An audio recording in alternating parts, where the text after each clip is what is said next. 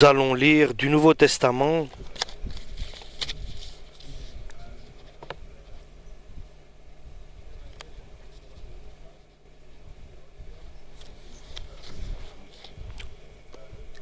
Nous allons lire du livre de Matthieu, le Nouveau Testament, chapitre 9 et verset 18.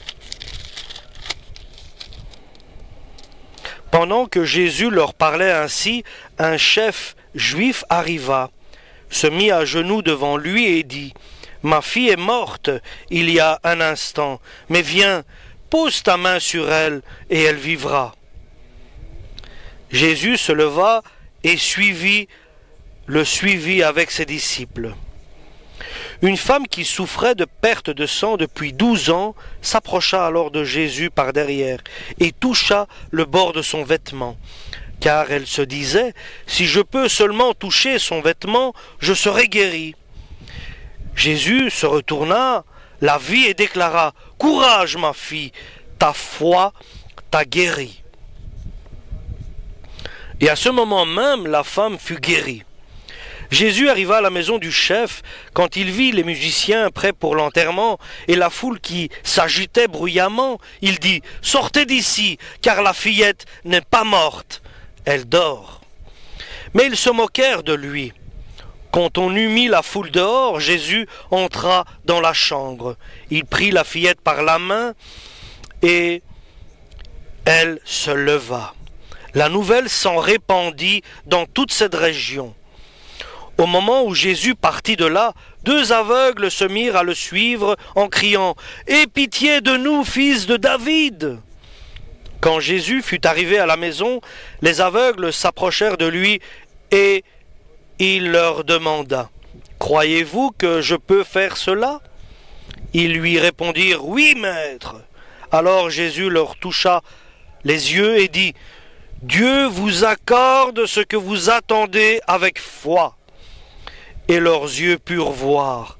Jésus leur parla avec sévérité. « Écoutez bien, leur dit-il, personne ne doit le savoir. » Mais ils s'en allèrent parler de Jésus dans toute cette région. Alors qu'ils s'en allaient, on amena à Jésus un homme qui était muet parce qu'il était possédé d'un esprit mauvais. Dès que Jésus eut chassé cet esprit, le muet se mit à parler. Dans la foule, tous étaient remplis d'étonnement et disaient : « On n'a jamais rien vu de pareil en Israël. » Mais les pharisiens affirmaient : « C'est le chef des esprits mauvais qui lui donne le pouvoir de chasser ces esprits. » Jésus parcourait villes et villages, il enseignait dans leurs synagogues, prêchait la bonne nouvelle du royaume et guérissait toutes les maladies et toutes les infirmités. Son cœur fut rempli de pitié pour les foules qu'il voyait, car ces gens étaient fatigués et découragés, comme un troupeau qui n'a pas de berger. Il dit alors à ses disciples : « La moisson à faire est grande, mais il y a peu d'ouvriers pour cela. Priez donc le propriétaire de la moisson d'envoyer davantage d'ouvriers pour la faire. » Jésus appela les 12 disciples et leur donna le pouvoir de chasser les esprits mauvais et de guérir toutes les maladies et toutes les infirmités. Voici les noms de ces 12 apôtres.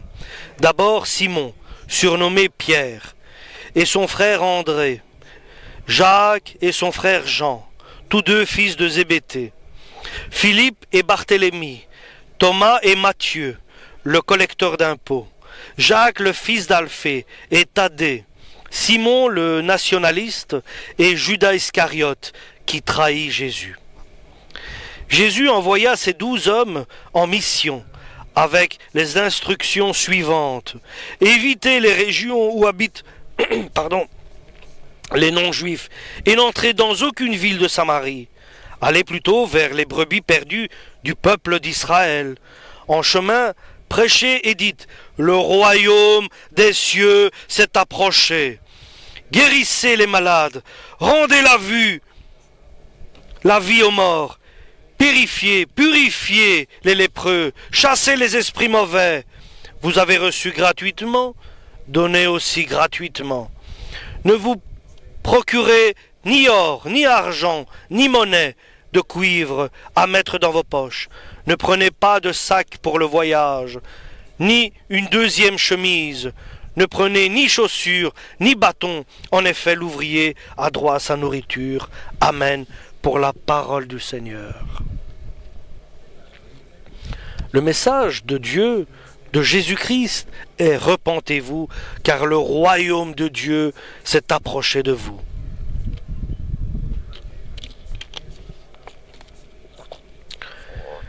Et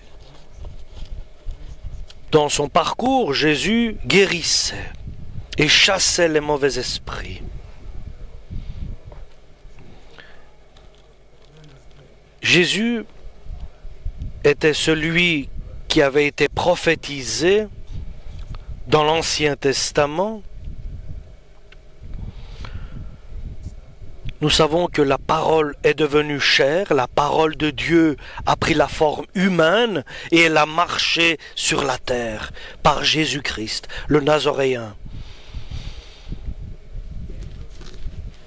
Et il agissait avec des merveilles et des prodiges et il faisait des miracles.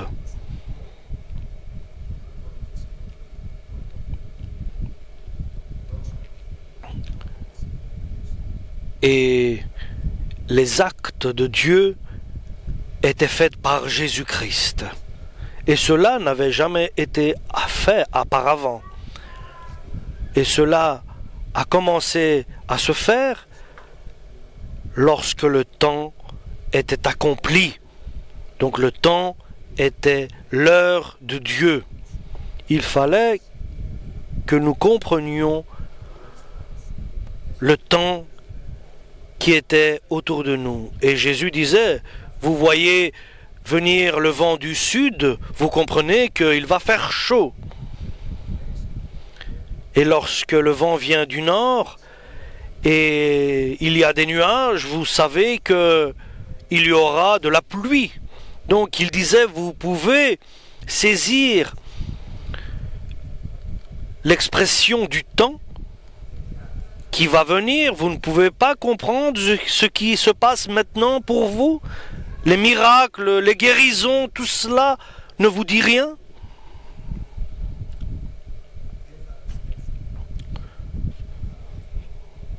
Et il faut se dire que ce qui s'est passé avec les miracles de Jésus, certains avaient la foi, d'autres n'avaient pas la foi.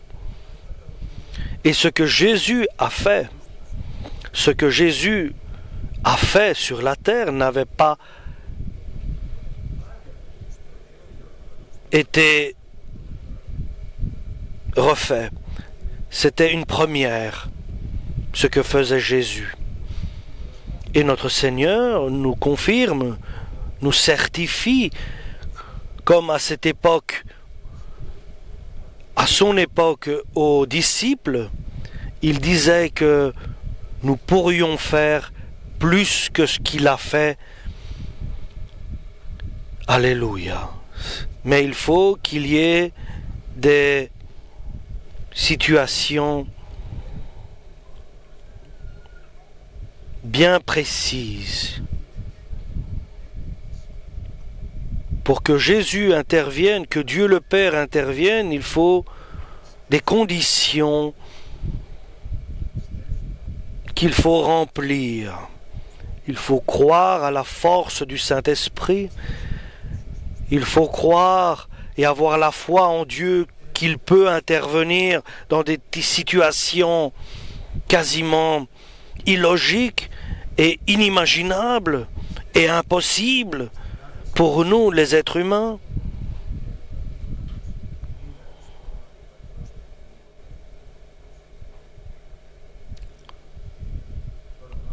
Nous avons été baptisés au nom du Père, du Fils et du Saint-Esprit. Nous avons eu la foi en Dieu, nous avons cru en Dieu, nous avons été baptisés au Saint-Esprit. Et c'est Dieu, par Jésus-Christ, qui nous baptise en nous conformant à la volonté de Dieu. Et Jésus nous a baptisés de son Saint-Esprit.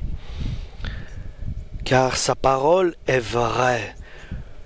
Nous croyons que Jésus guérit, et Jésus, dans notre vie, est intervenu de différentes manières.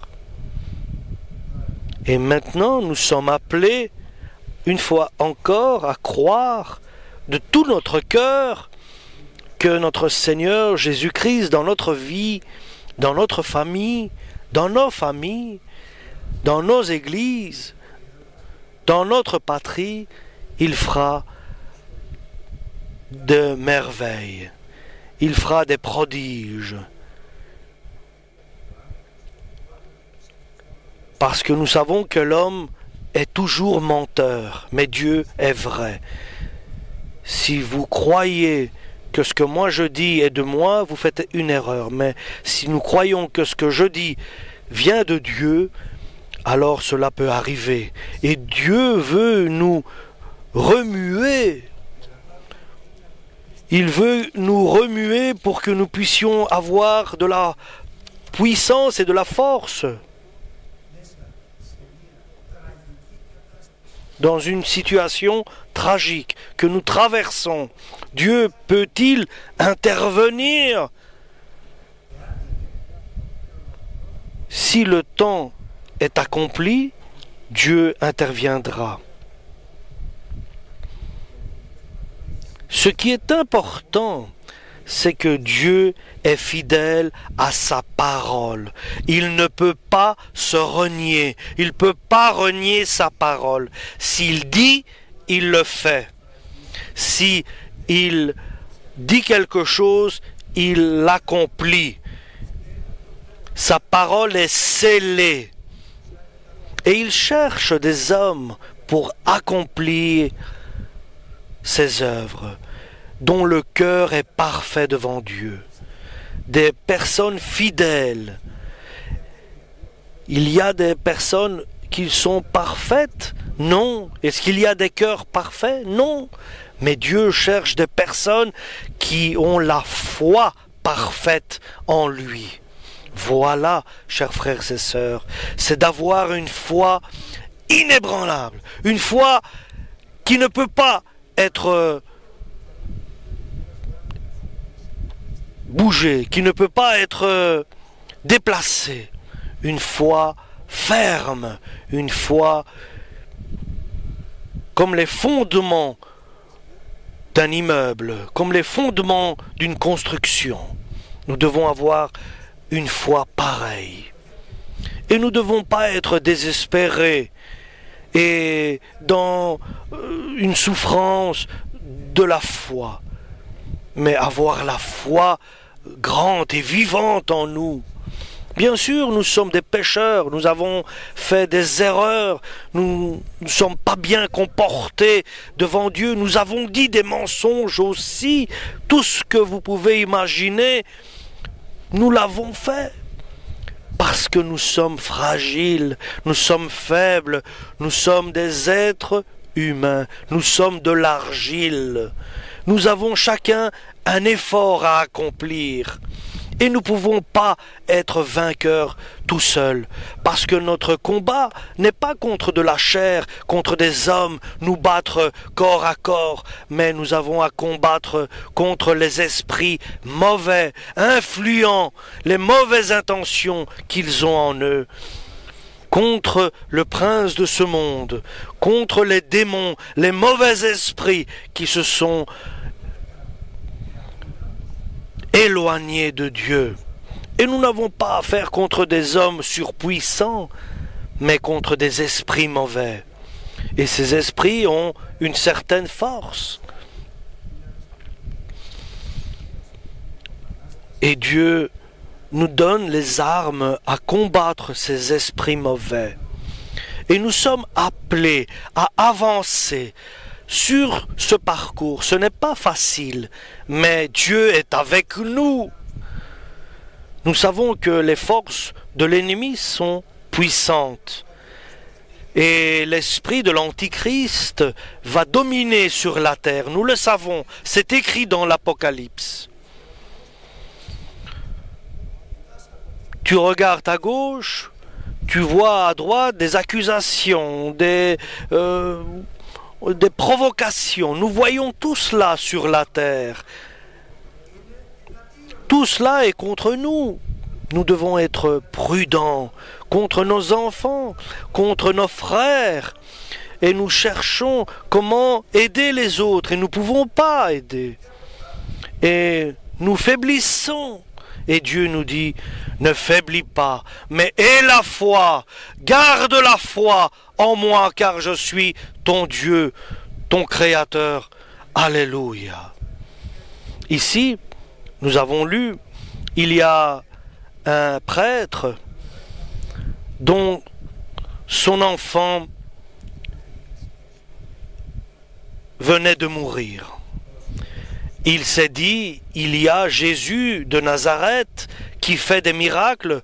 Peut-il donner à ma fille de nouveau la vie, la ressusciter? C'était un pharisien. Mais il s'est dit, je vais aller l'appeler. J'irai demander à Jésus de venir aider et de donner la vie à ma fille. Et il court rencontrer Jésus, Jésus de Nazareth. Et il le rencontre, il le trouve. Si tu veux trouver Jésus-Christ, tu vas trouver Jésus-Christ. Cherche avec sincérité Jésus et tu vas le trouver, comme ici ce père de famille qui cherche Jésus car sa fille vient de mourir. Et il lui dit, viens guérir ma fille, viens donner la vie à ma fille, viens ressusciter ma vie. Allons-y, dit Jésus. Allons-y, dit Jésus. Alors là, nous sommes avec lui. Il prend le problème entre les mains. Il prend nos soucis sur lui. Il dit, allons-y. Dans nos soucis, dans nos souffrances, Dieu viendra par Jésus-Christ avec nous. Puisque nous sommes allés vers lui, nous avons demandé son aide. Il ne va pas refuser de nous aider. Et ils sont arrivés là. La fille était morte. Et sur le chemin, il y avait une femme qui avait une hémorragie. Elle perdait son sang. Pendant 12 années, elle perdait du sang. Elle était malade. Elle était arrivée à la fin. Elle allait mourir. Elle n'avait plus de force. Et tu sais ce que veut dire d'arriver à la fin après 12 ans d'hémorragie. C'était fini pour elle. Elle s'est dit, si j'approche Jésus-Christ et que je touche le bord de son vêtement, je vais être guéri. Je toucherai un peu son vêtement. Jésus est puissant de me guérir de ce que je souffre. Et elle est allée par derrière, en hésitant. Elle s'approcha en essayant de passer. Elle n'a pas essayé de lui parler, mais elle voulait seulement toucher le bord du vêtement de Jésus. Elle a touché. Il y a une puissance qui est sortie de Jésus et elle a été guérie totalement. Alléluia. Le Père avait envoyé Jésus, son Fils, sur la terre. Et il guérissait et il faisait le bien autour de lui. Alléluia.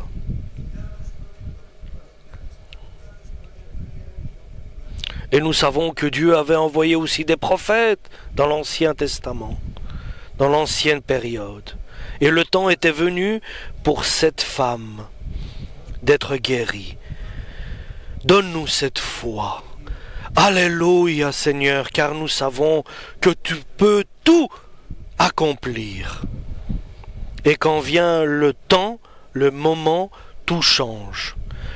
Jésus agit par Dieu le Père Tout-Puissant.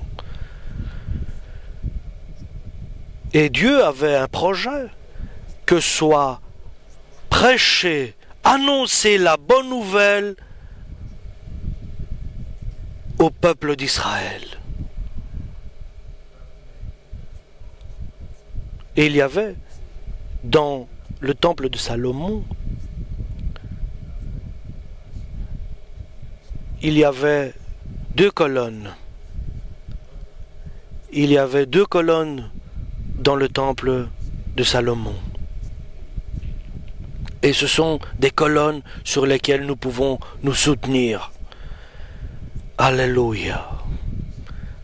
Il y a la force en Dieu. Cette femme qui avait l'hémorragie, lorsqu'elle a été guérie, immédiatement, Jésus a dit, quelqu'un m'a touché. Quelqu'un m'a touché de la foule. Elle était gênée et elle tremblait. Et pourtant, elle a été guérie car elle avait la foi que Jésus pouvait la guérir. Alléluia, par la foi. Par la foi, elle croyait, elle était persuadée que Jésus, Fils de Dieu, pouvait la guérir. Et c'est ce qui s'est passé. Gardons cette foi en Dieu. Dans la suite, Jésus continue sur le chemin avec le prêtre pour aller sauver sa fille qui venait de mourir. Dieu lui dit, ne perds pas la foi, seulement garde confiance en moi et tu verras la grandeur de Dieu. Il y a un espoir. Il y a de l'espoir en Dieu. Il y a de l'espérance. Jairus, c'était le nom de ce pasteur, ce religieux. Il était là, ce pharisien, et il dit, faites sortir tout le monde de la chambre où est l'enfant. Et certains riaient, car ils savaient que la fille était morte. Et ils disaient, mais il est trop tard, maintenant il ne peut rien faire. Elle est morte, c'est fini, c'est terminé.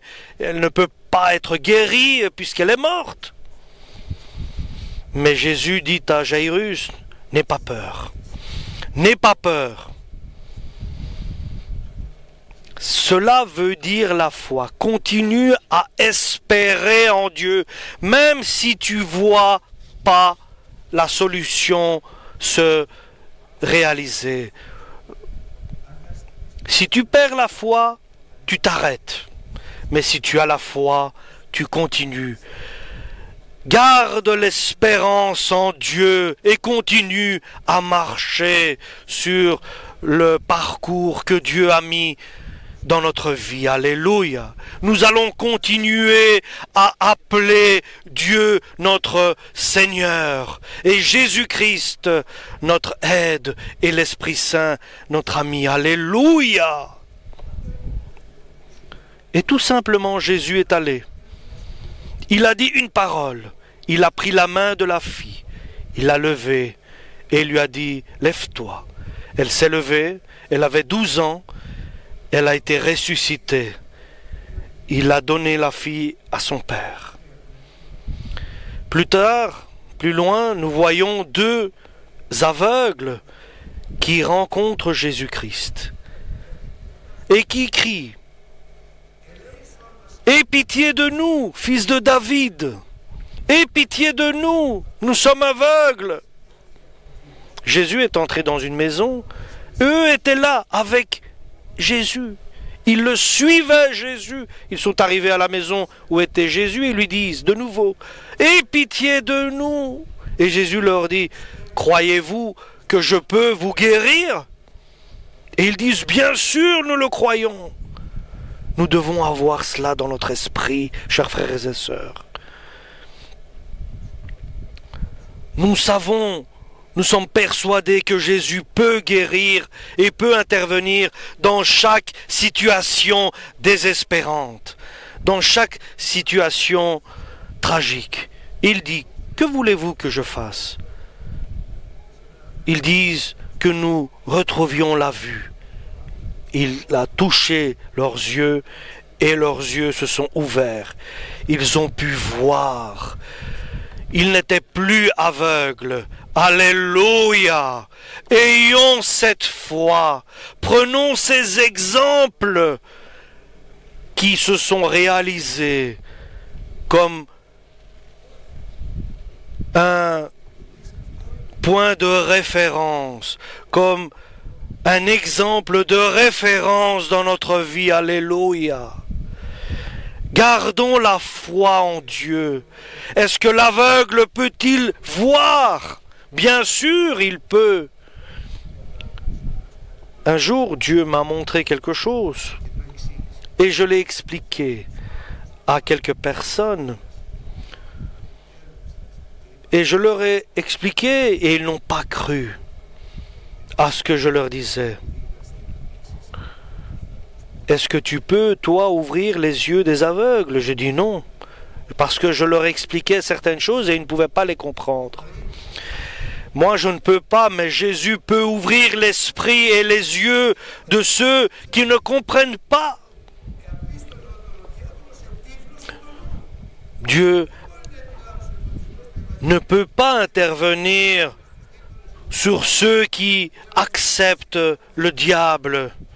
Et ce diable a aveuglé les yeux, leurs yeux, pour qu'ils ne voient pas la lumière de Dieu. Et je peux aller voir mes voisins, je peux prier pour mes voisins, pour ma famille. Ouvre leur esprit, leurs yeux, pour qu'ils comprennent, pour qu'ils voient bien clairement la vie, la lumière, Dieu, qu'ils voient Dieu et qu'ils voient l'existence du Très-Haut, du Tout-Puissant. Alors il a touché leurs yeux aux aveugles et que cela se fasse suivant votre foi. Et leurs yeux se sont ouverts et ils n'étaient plus aveugles. Alléluia. Et lorsqu'il est sorti de la maison, il y avait une personne qui était possédée d'un mauvais esprit. Il ne parlait pas car l'esprit mauvais qui était en lui l'empêchait de parler. Il bloquait la parole qu'il avait. Et cet homme était muet. C'était un muet. Qui ont amené cette personne vers Jésus? Ceux qui croyaient que Jésus pouvait le guérir. Est-ce que quelqu'un peut-il chasser un démon, un mauvais esprit? Personne. Si Dieu ne donne pas l'autorisation et la force et le pouvoir. Et Jésus a chassé le mauvais esprit, il lui a dit, sors de cet homme. Il est sorti et l'homme a pu parler, a pu entendre. Alléluia. Et le temps est venu, parce qu'il allait dans tous les villages et prêchant et annonçant la bonne nouvelle, le temps est venu. Il a constaté que les hommes sont perdus comme n'ayant pas de berger, de pasteur. Et il a voulu mettre sur pied des services donnés aux hommes. Il a voulu mettre des hommes au service des autres hommes. Il a donné des dons, des pouvoirs. C'est une décision de la part de Jésus, de Dieu le Père Tout-Puissant, par Jésus-Christ. Il a pris une décision et il a appelé 12 fidèles. il leur a donné le pouvoir de chasser les démons et de guérir toute maladie.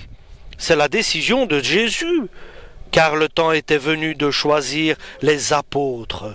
C'était le moment où Jésus a fait appel 12 disciples. C'était des personnes qui avaient comme métier, ils étaient des pêcheurs de poissons, les autres étaient des personnes du fisc, des contributions, de la fiscalité, des personnes qui travaillaient à différents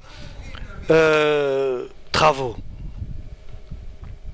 Et il leur a donné le pouvoir de faire ce que Jésus faisait.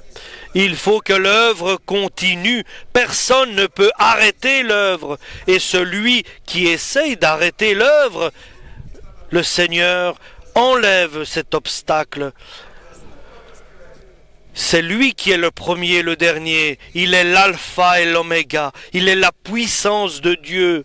Il a appelé 12 personnes. Avec quels critères il les a choisis? Par leur cœur. Par leur cœur. Et c'est le Saint-Esprit qui a donné les noms et le choix que Jésus a fait. Il n'a pas choisi des éduqués, des puissants. Ce n'est pas cela le critère de Dieu. Le critère de Dieu est ceux qui ont le cœur droit, qui ont la compassion et l'amour de Dieu. Et tout ce qui arrive dans ta vie, pourquoi cela arrive? Pour que tu sois préparé, éduqué, éprouvé, que tu prouves que tu es de Dieu et que tu t'améliores, que tu t'exerces. Voilà pourquoi tout cela arrive dans ta vie, pour que tu sois prêt et éduqué et que tu gardes la parole de Dieu et que tu ne renies pas la parole du Tout-Puissant.